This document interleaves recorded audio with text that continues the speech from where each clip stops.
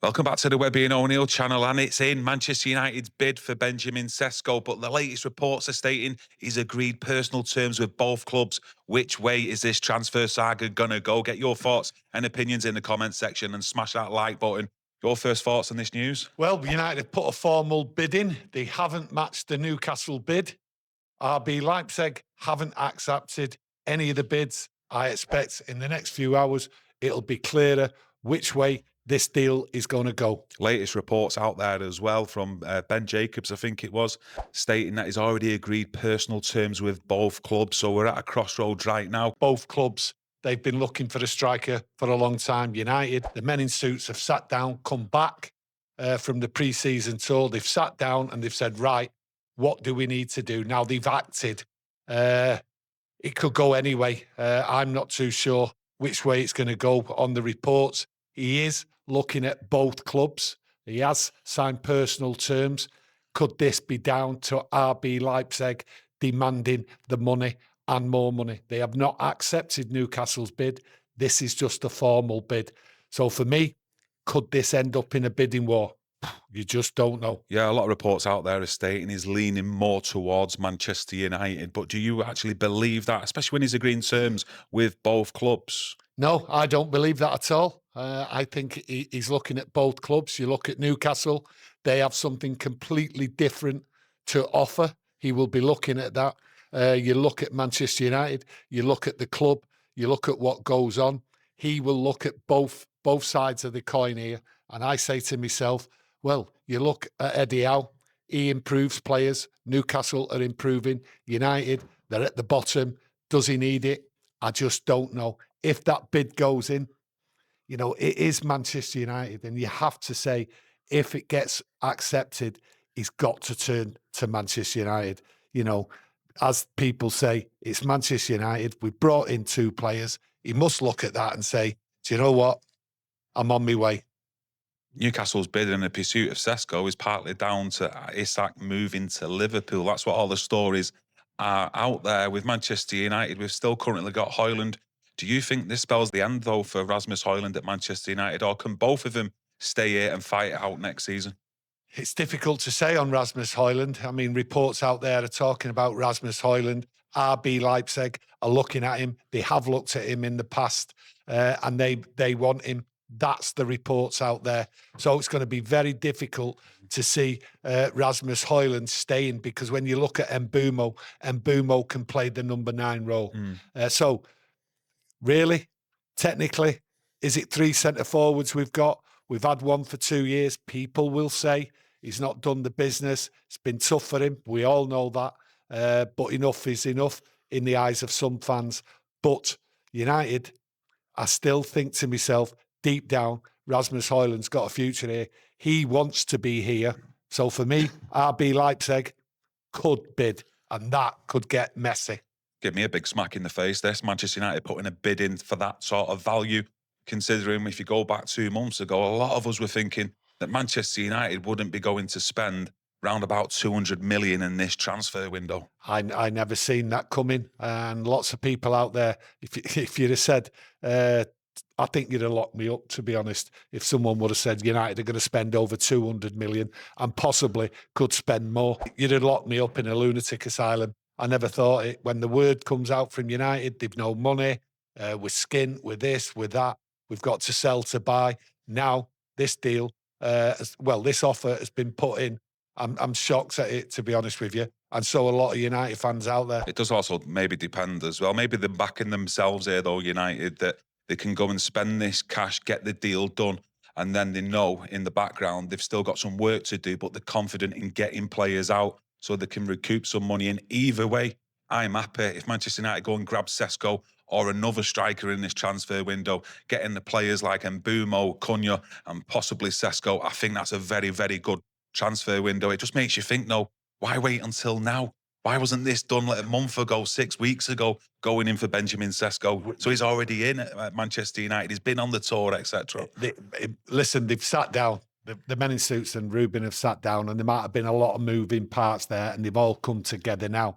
But if you look at it, of course, everyone should be happy that if they get Sesko, It's been the number one priority. You look at it going forward, the firepower we've got. Other teams will look at that and say, this is a different Manchester United.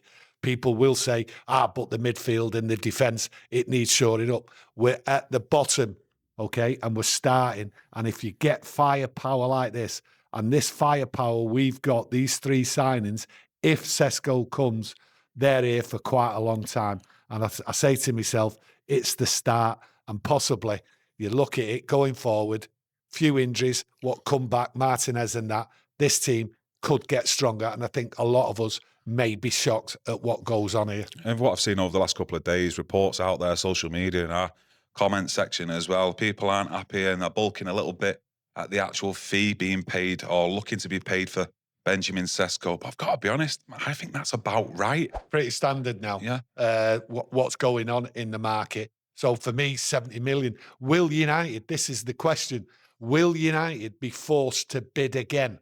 Okay, will RB Leipzig? We don't know yet. It's a possibility. Like I say, they haven't matched even the Newcastle bid.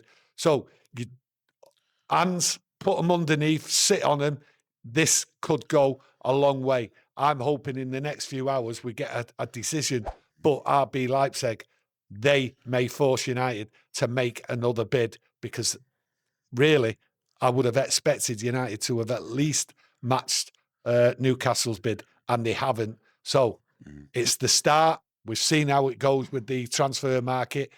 Listen, we was all falling asleep with Mbumo, and I think this one now has brought us wide awake. Brought me definitely back to life. My ears have started to prick up, and I'm a little bit excited about this one, just because of my own opinion of wanting to see a striker here at United. And we talk about the value of Sesko. You look at Ekitike, who's gone to Liverpool from Frankfurt. Like I say, I think it's roundabout right for a player who's got the actual potential that a lot of people say he's actually got. And, you know, you're going into this summer transfer window as well. Will there be any more signings on top of Sesko? Who knows now? Well, you look at the Sesko here.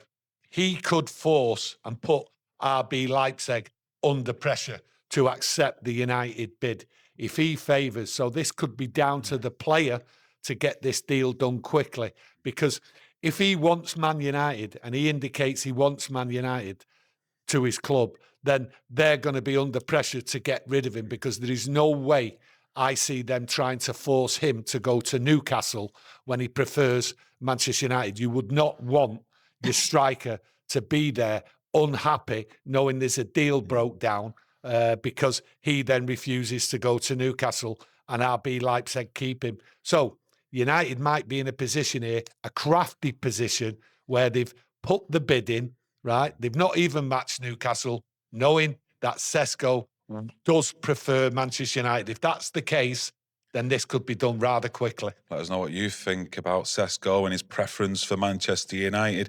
Even though he has actually agreed terms with both clubs, is he just keeping his options open? Is it a bit of agent power, wanting to get the best deal financially for his player? But let us know what your thoughts and opinions are on that latest news. And let's hope the deal is done quickly and we actually get some sort of signal from the player on which club he actually wants to choose. Because if he doesn't choose Manchester United, one thing's for sure, we all know they've still got a few quid then to go and buy a player, at least in this transfer window. Well, I press your stakes here, because we both know, well, we all know that both clubs want a striker by the start of the season. And whichever club doesn't get Sesko, they will be absolutely in trouble for the start of the season. All fans ever want as well is Manchester United to bid for players out there who we think can bring quality to this squad. So for me, fair enough, Manchester United, you can't argue with it. They've entered the race, they've put the bid in, and now it's up to the player to decide. So fair dues to everyone behind the scenes and Christopher Vivell for trying to get this deal done as well. Yeah, fair play. I still think there's twists and turns here. But hey, it's Manchester United. It's what we expect. Let's hope Sesko chooses United and RB Leipzig accept the deal. If not, then another bid has to go in. Yeah, I'm still looking forward to seeing if Højlund does stay in this transfer window. For me, I hope he does stay, and it has competition for places with them two fighting it out next season for that actual number one spot up front. Yes. But let us know what your thoughts and opinions are. I thought I'd do a brief video to today on that news on Sesko. Manchester United's formal bid has gone in. Will it be accepted? Will Benjamin Sesko choose Manchester United? That's the most important thing we want to know, our views out there. Smash a like on the video to help support the channel, and we'll be back tomorrow with another video. So take care, and we'll see you soon. Thank you. Thank you.